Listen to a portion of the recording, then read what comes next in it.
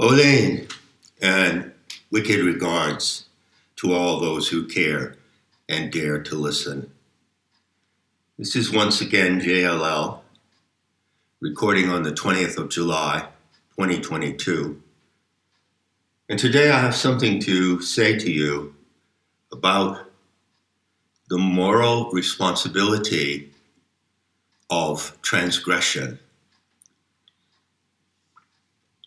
By the way, I'd also like to announce that you can now go to the unit on planetary tantra, which carries the text for my talk, The Mother Dream versus the Morgues. And you can listen to the full talk there. You may have already caught the preview that I uploaded a few days ago. And I urge you once again to download the War of Games document. It's a PDF. It's a one-page document. So you can follow what I'm saying. I'm likely to refer to that document off and on in future talks. Also, I'd like to remind you or invite you once again to go and listen to the talk In the Beauty of Anthropic Dreaming. Now, these are talks that are found in units on Nematta that are freely available to any registered visitors. So once you log in as a visitor in the upper right-hand corner, and you go to Planetary Tantra and go and find the link to those talks, you can hear them and listen to them at your leisure or download them. Also, I want to point out that when you go to Planetary Tantra for the first time, you need to click the square that says Start Course, or if you're returning, Continue Course, and then you'll have access to everything that is in Course 16 on Planetary Tantra, and that is a lot of stuff. So today, I'm a little froggy this morning. It's early in the morning here, and I came down to my studio, my office, the den of the wolf, as it were, thinking about something that came up last night. And it occurred to me that I would talk to you about it. This is not a Nematta preview, so I don't know how long it will run. But it occurred to me that it's a subject that comes up often in what I do as a teacher on the internet and as a writer. For example, how does it come up? Okay, for example, in July of last year, I recorded a talk which was simply the reading of the new preface to my book, Not in His Image, in its 15th anniversary edition.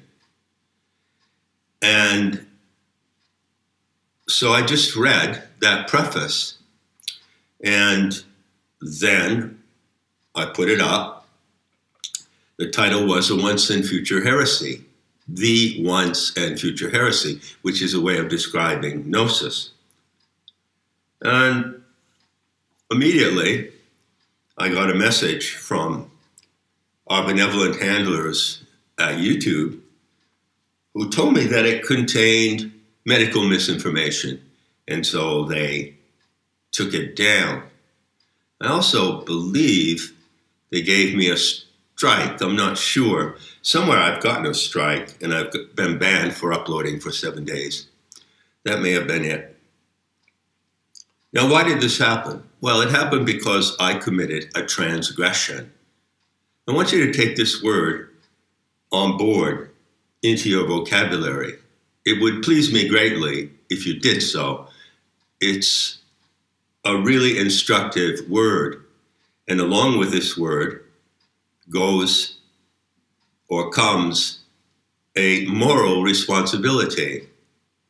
So there are certain things that you know in life, certain concepts, certain criteria that carry a moral responsibility.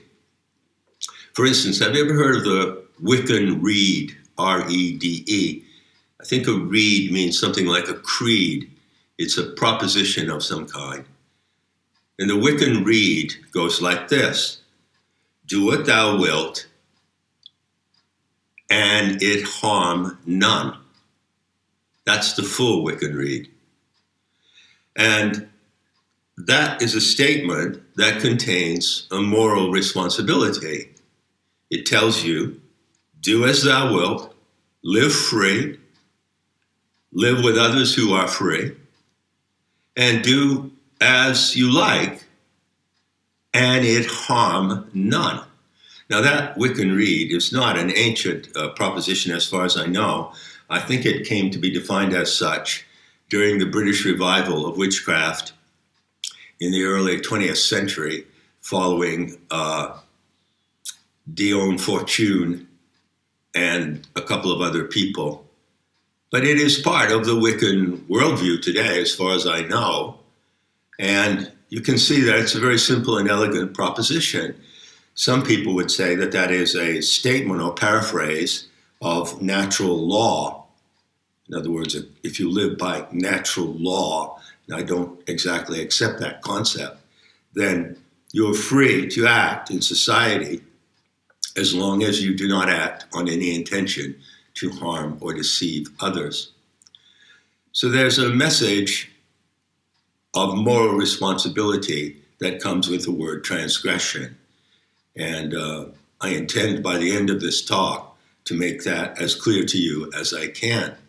So what happened when I wrote that preface and when I recorded it here on the internet that caused me to have a strike, and of course they removed the material. They will come into your studio, by the way, your YouTube studio, if you have talks on private settings, and they will take them out, remove them. What did I do? Well, I acted on my sense of moral responsibility, and I committed a transgression. And I did it in a very precise way. When I went back to review the recording of what I wrote, I wanted to see, well, what was it in the recording that caused them to remove it? And I believe that the message they gave was that I had stated medical misinformation, and they do not allow certain medical misinformation as they define it. They do not allow quite a few things, and I'll get to that in the course of this talk. What they allow and what they don't allow. So there's one sentence in that preface in which I state that such and such is a provable fraud. Now, right here, right now, even in saying that, I am attracting the attention of the archontic spiders. Remember that scene in The Matrix, first film, where Neo is fleeing these spiders and they run after him in a building and he goes and jumps into a bathtub and submerges himself in the water. Well, I'm like Neo in the bathtub. This YouTube channel is my bathtub. And I sit here and I record things and say things. And sometimes I duck my head down under the water because I know that the internet spiders, the YT spiders, might probably be crawling around looking for me, you see. And in this case, I wonder about something. I don't know exactly how all this works, of course, but I'll give you my general understanding. The social media platform I'm using to talk to you right now employs probably hundreds of thousands of people who sit in cubicles looking at computer screens.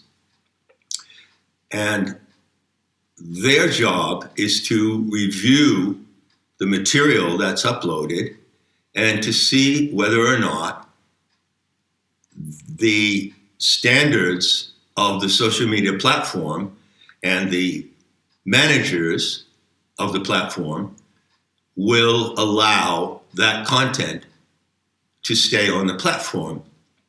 So as I understand it, I believe that some of the work of censoring material on this social media platform is done by direct review. And I also understand that a lot of it is done by algorithms. So, for instance, I just used the two words provable fraud, and those were in the sentence that got my upload removed. But I'm not saying that anything is a provable fraud. Well, let me say, how about this? Crepe Suzettes are a provable fraud. Donald Duck is a provable fraud. The philosophy of Gurdjieff is a provable fraud. Okay? I'm guessing. I don't know really anything about how the code system works, but I'm guessing that the spiders are programmed algorithmically to look for certain phrases, and then they examine those phrases to see if they contain anything that the authorities who run the social media program do not allow. Now, it's quite possible that there are spiders who are programmed to detect the two words provable fraud. But unless they're attached to something that the managers of the program, the managers of the platform don't want to go out publicly, then it will pass, or maybe not. Maybe this talk will be taken down simply because the spiders have been programmed to take down the words, take down an audio that contains the words provable fraud, no matter what the claim is, you see? So I claim that the Three Stooges are a provable fraud, and maybe they'll take this down. So that's something about how they work. They do it by personal review of content, and they do it by using the algorithmic spiders, right? So this whole issue, that particular incident, which was rare, surprisingly rare for my channel, brings to mind an issue which I've been contemplating. I was thinking about it last night, and since it came up the first thing in this morning, I said, well, I think I'll go out there and talk to my friends about it. And I'll put it in the form of a question. What does the mainstream media not allow you to condemn? Let me put it in the form of that question.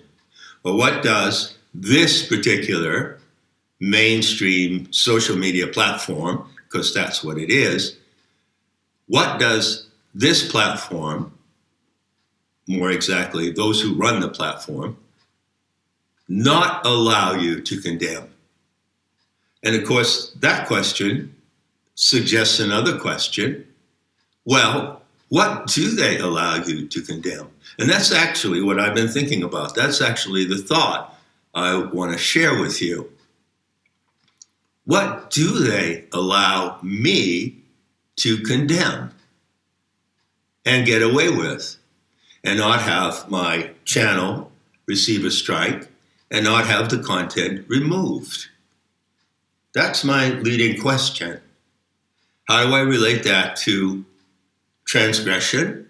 Well, I'm going to say that if I say something now or in any other audio that transgresses their standard of what is allowable, then they will take it down. They will remove it, censor it. So transgression is against something. To speak transgressively is to say something that certain other groups don't want you to say, okay? And what is the essence of transgression in the world today, in the world of social media platforms? Well, you transgress against those who manage those platforms when you expose something that they don't want to be exposed. So the moral responsibility of transgression is to oppose and expose something, a program, a statement, an assertion, to speak against something. And in every single instance that I can think of, it is transgressive to expose certain lies and deceit, certain acts of deceit, which are held with sovereign power by those who run the social media. They're not neutral. They don't just provide these programs so anyone can use them and you can say anything you want. It's not like a telephone. I used to have a telephone in the house in Friendship, Maine. It was on the wall in the hallway. And I could pick up the telephone and call someone. I'd say anything I like on the telephone. But you can't say anything you like on YouTube or a lot of other mainstream social media. Why not? Because those who own, control, and manage those media have their own set of standards. And they have decided what they're going to call misinformation, disinformation, and they have decided what they will not allow you to condemn. That's the whole picture here. You see that? So let's talk about what I am allowed to condemn. How about that? I think about this often. And not just me, by the way, but what you as well. If you had a YouTube channel, you wanted to come on and speak your mind, talk about what you know, maybe expose some lies or deceit, propaganda, mind control that you see happening in the world. So what would you be allowed to condemn? By the way, that's passive voice. You are allowed. You want to be careful about using passive voice because one of the things that it does is that it obscures the subject of the action.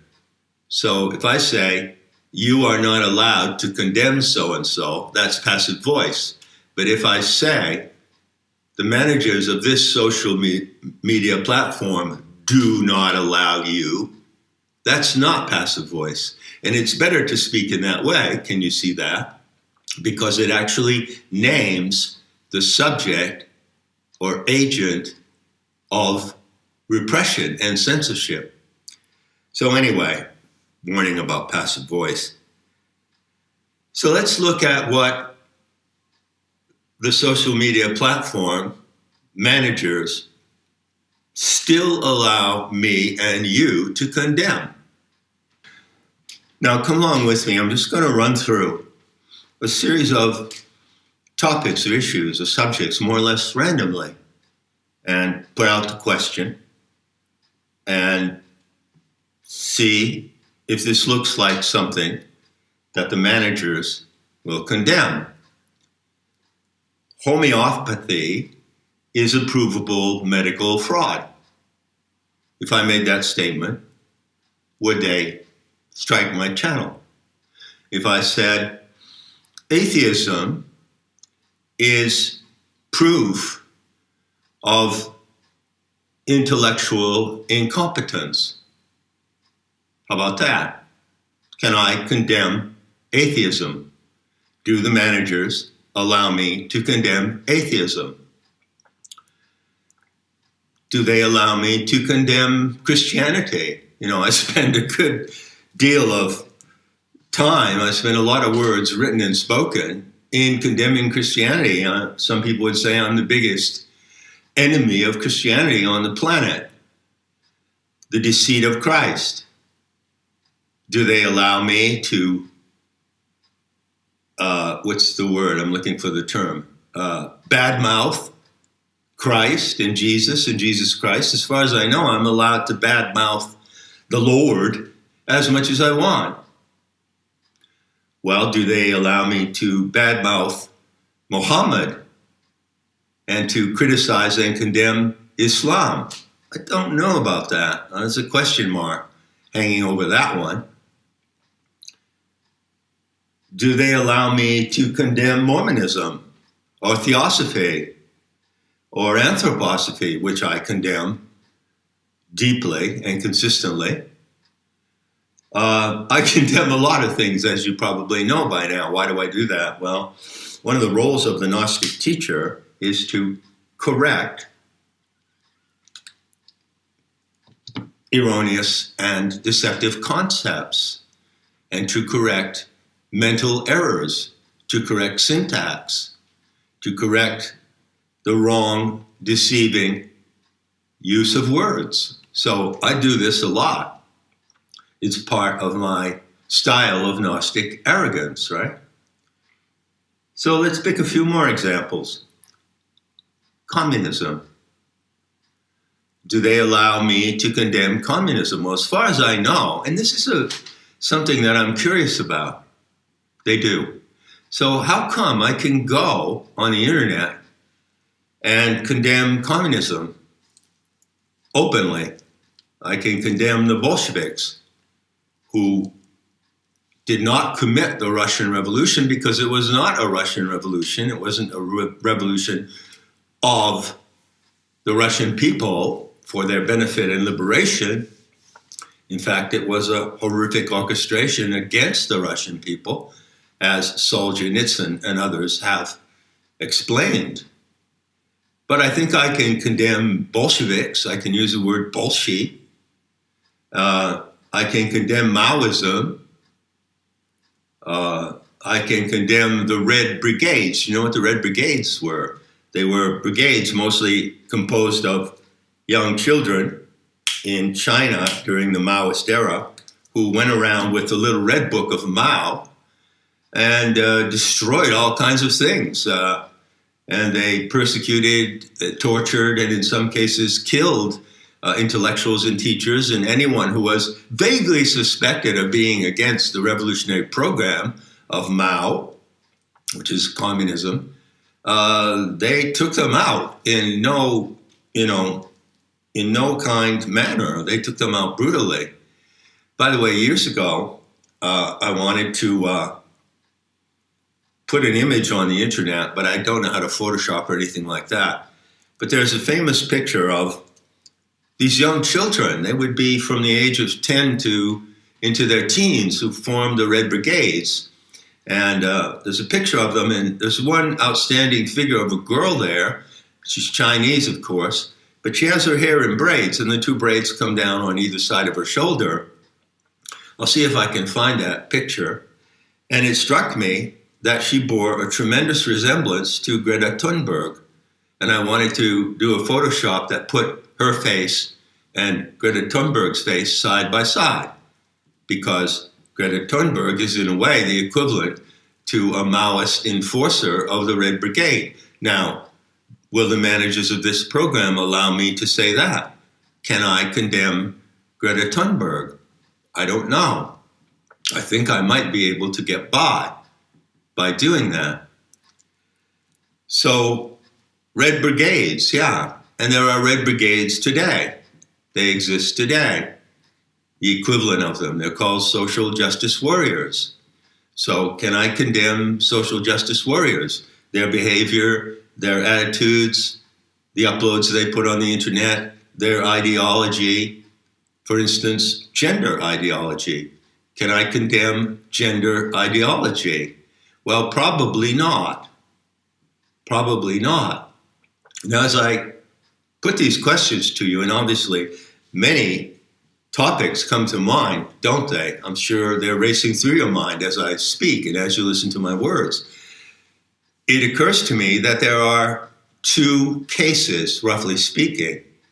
There are certain things that I can just condemn to the end of time, like Christ, the figure of Christ as the representative of humanity, or the ideal human being, or the divine human hybrid. And I've done this extensively. And communism. I can condemn communism up to a certain point.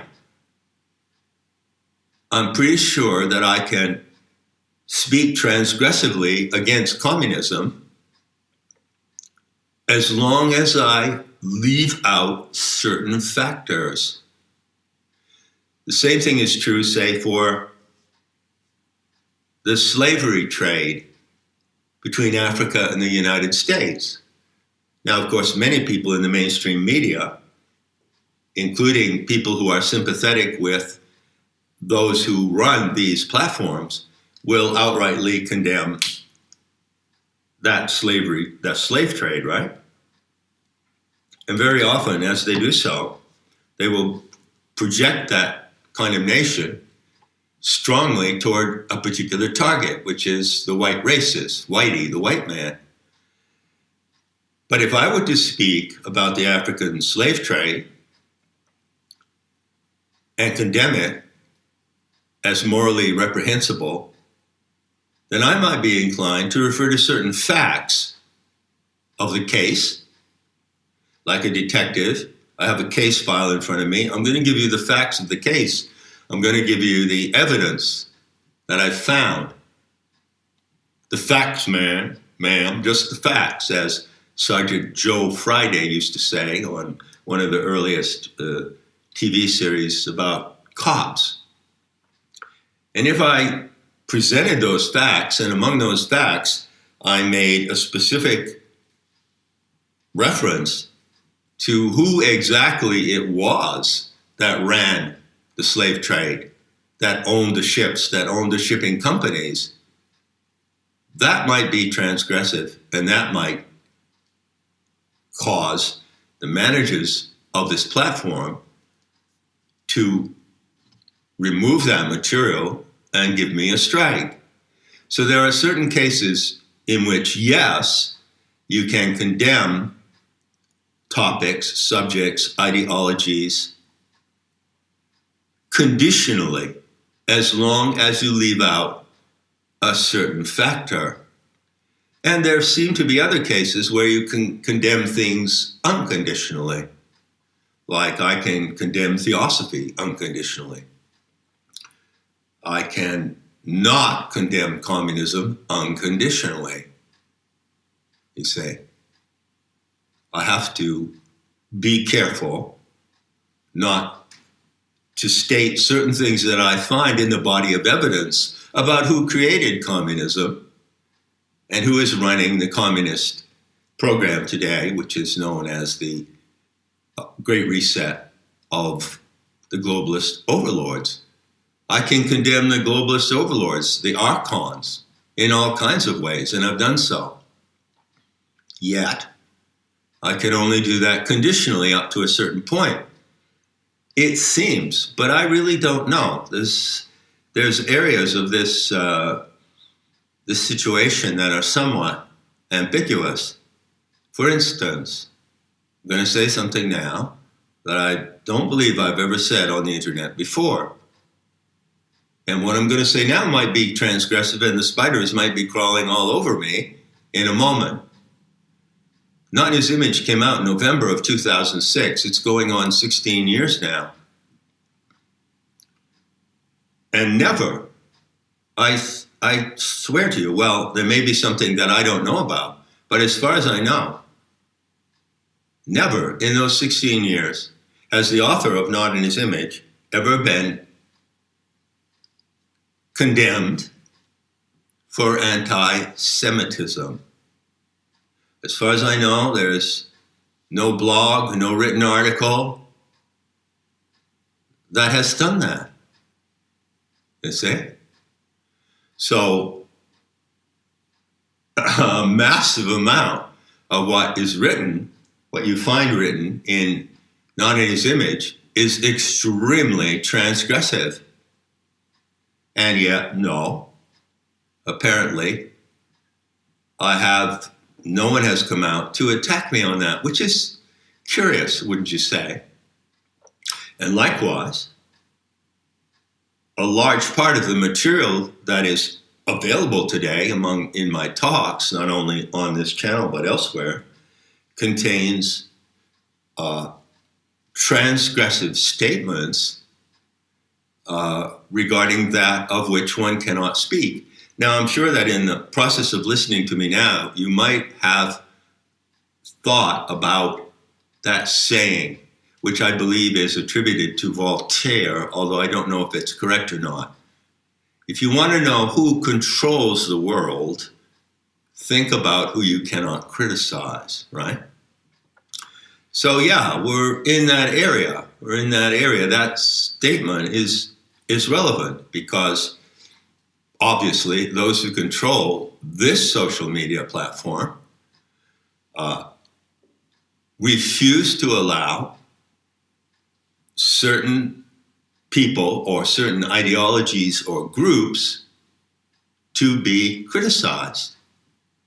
But on the other hand, what do they allow you to condemn and criticize? Let's go back to that again. Let's run through a few more examples. How about this one? Can you condemn quantum physics? Can you condemn Einstein and Max Planck and the other founding fathers of quantum physics, relativity theory, string theory? These are scientific topics. They are scientific theories and paradigms. Can you condemn them without risk of what you say being censored and removed? As far as I know, you can't. And I've done it a lot, as you know, as you may know. Now, suppose I say that Scientology is a provable fraud and a dangerous cult. I'm not the only one who said that, by the way. Can I get away with saying that? As far as I know, I can condemn Scientology. You see? And it goes on and on. Think about it. Come up with a few examples of your own. And as you reflect on these examples, ask yourself this question. Well, how come the controllers of the social media platform, where you would express your transgression publicly, still allow certain things? They still allow you to condemn certain things, some conditionally and some unconditionally, but they absolutely don't allow you to condemn other things. For instance, can you condemn or speak transgressively against transsexualism? Well, you can try, but you need to be really, really careful, because the managers of the social media programs, for one reason or another, and I can only speculate, have a vested interest in protecting that movement and in supporting and endorsing certain aspects of gender ideology, which is, by the way, a feature of Marxism. So can I condemn Marxism? Yeah, I can condemn Marxist ideology. I can condemn critical theory and the Frankfurt School, more or less, up to a certain point. There's a certain boundary beyond which you can't go, or if you go, there will be consequences. So I can condemn Marxist ideology, and I can point out the fact that in the 10 planks of the Communist Manifesto, you find one that calls for the destruction of the family. And you can point to the evidence in the file, and it's a really thick file, that shows that the Marxist Bolsheviks from the beginning were intent upon destroying gender relations, heterosexual gender relations, and marriage under the banner of sexual liberation, right? So I can condemn all that. I can cite the historical facts, the documents, the firsthand evidence up to a certain point. But I don't believe that if that were I to make certain transgressive statements about transsexualism, that the managers of the platform would allow me to get away with that, you see. Nevertheless, Jordan Peterson, who just was banned from Twitter a while ago, big event in the world drama, can use his platforms to openly come out and condemn gender ideology, as can Matt Walsh, who recently released the controversial documentary, What is a Woman? And they can do that. They have done that. And there have been consequences, but they're still there. As Jordan Peterson famously said in one of his interviews, they can't take me down. They tried to take me down. So he's still out there. And it begs the question, well, how come people such as Jordan Peterson and Matt Walsh can openly condemn gender ideology, and they can speak transgressively in the manner of transphobes and get away with it? I'd love to talk to Jordan Peterson, by the way. If I had the opportunity to talk to the man, I would ask him, how can a man of his high intellectual standards,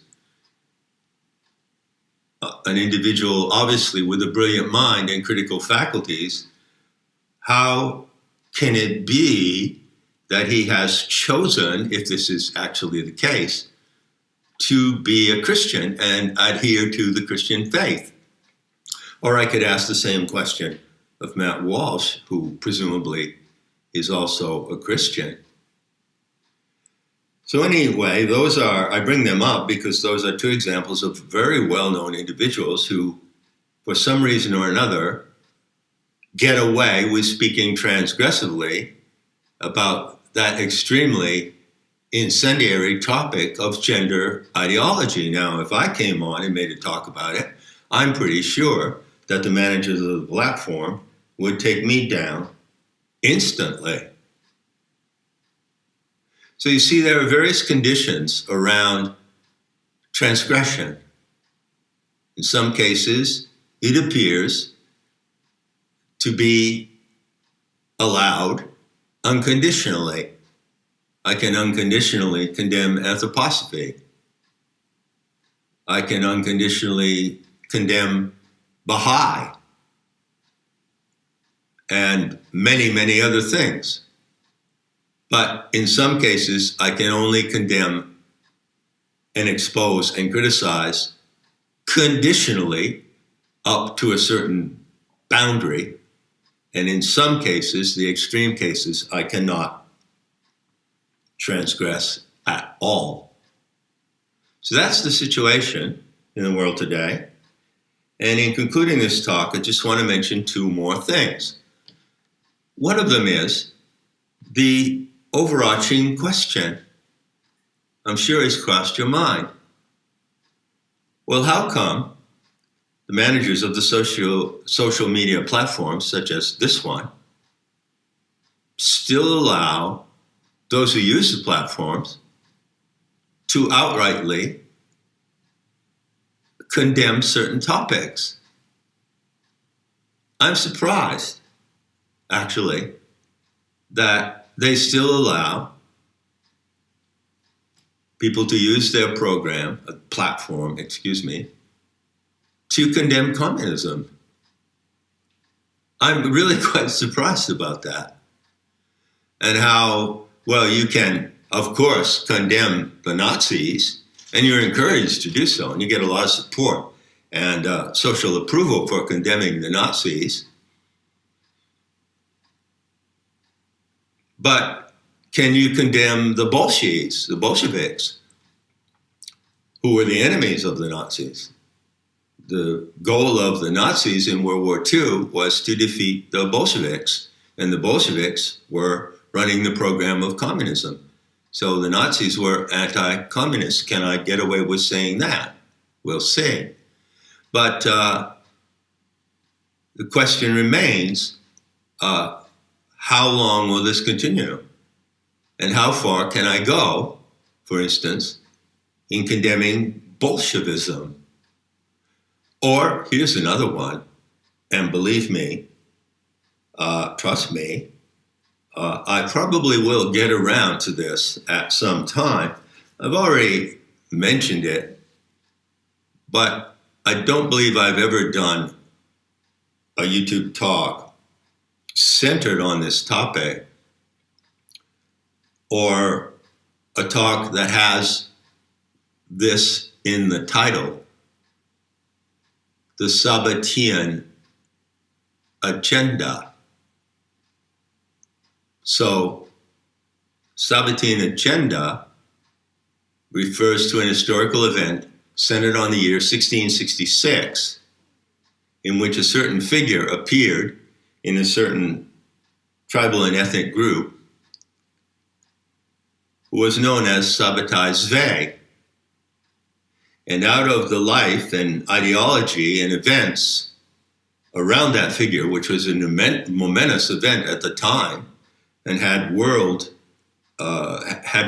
consequences, well, around that figure, from that figure, has emerged what can be called the Sabbatean or Sabbatean Frankist heresy. And there's a lot of material about it on the internet and on YouTube, and most of it is positive and favorable. But I believe you might find some people who condemn it, but I'm not sure, because it's a borderline issue. So what would happen if I were to come out and speak transgressively about the Sabbatean agenda? Would I get away with it? I don't know. So I want to mention that one item and highlight it, because you could say that it might be a kind of litmus test. And I don't know if or when I will take that risk, but I might at some point. So finally, in conclusion, I'll bring it around to myself. How about this? The new Gnostic teaching of John Lash is a provable fraud. John Lash himself is a fraud. He's a huckster. He's a trickster. And he uses his verbal and intellectual gifts to lure people into his cult, which he calls Nemata, the Sophianic School of Arts and Sciences. John Lash pretends to be a special kind of teacher, a representative and advocate of the living gnosis today, as he calls it. But what is all that? Well, that's just a scam. He's a scammer. And if you look at him closely, at his personality and style, it's obvious that he is nothing but a LARPing autist who uses the Irish gift of Blarney to lure people into his labyrinthine system, which actually is likely to harm the mental health of anyone who gets involved in it. So, would the managers of this platform allow you to criticize and condemn me and speak about me in that way? Probably you would be. But I want to point out in closing that doesn't happen. That hasn't happened so far. Now, sure, here and there on the internet and on blogs and perhaps on some little-known YouTube channels, there are people who come out and criticize me and condemn me, not as strongly as I just did in those exact words, right? But how come there's not a massive program to condemn the teachings of John Lamb Lash and to expose what he calls the Sophianic message as just another spiritual scam? Well, I welcome anyone to do that, and I'd like to see you try. Well, in conclusion, I bring your attention back to those hordes of algorithmic spiders who are crawling around my bathtub here as I'm sitting here soaking in the morning and speaking these words to you. Those algorithmic spiders are intricately programmed to pick up certain phrases, and I've used a lot of phrases in this talk. So it remains to be seen whether in speaking the way I've done here, that I've transgressed what the handlers of the platform will allow. They have various terms by which they define what they consider to be transgression. One of them, for instance, being medical misinformation. But certainly the most powerful term they have, and it is a weapon, is the term hate speech. Now, can I even pronounce that word in this audio and get away with it? Perhaps you've heard the saying, I don't know if this is exactly how it goes, but something like this. Well, speech is hateful to those who hate the truth. Hate speech will get you a strike on your channel, and it will get you removed, your material will be removed, and who knows where it will go from there. If the algorithmic spiders are programmed to pick up various forms of hate speech according to certain criteria that are written into the code, well, that's a dangerous area. That goes to the ultimate frontier of transgression, doesn't it? So if you speak the truth, which you know to be the truth, based on facts and evidence, and if you condemn any ideology or group based on what you know, something you can back up with facts, you take the risk that the managers of the platform will condemn you for hate speech, and then you could be in some trouble.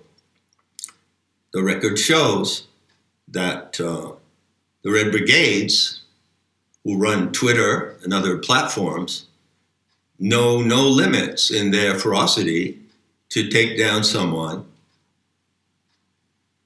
whom they accuse of hate speech. So I don't know what's going to happen to this talk. Can I get away? I'm actually talking around something, you see. I'm talking around it. I'm doing a slalom. I'm weaving between the lines, and I'm talking about subjects which are transgressive without actually committing transgression. But maybe I am. So we'll see how it plays out, and we'll see if this talk stays on my channel or not.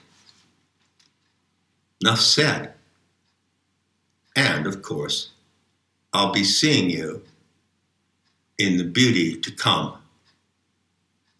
I'll be seeing you in the truth to be revealed.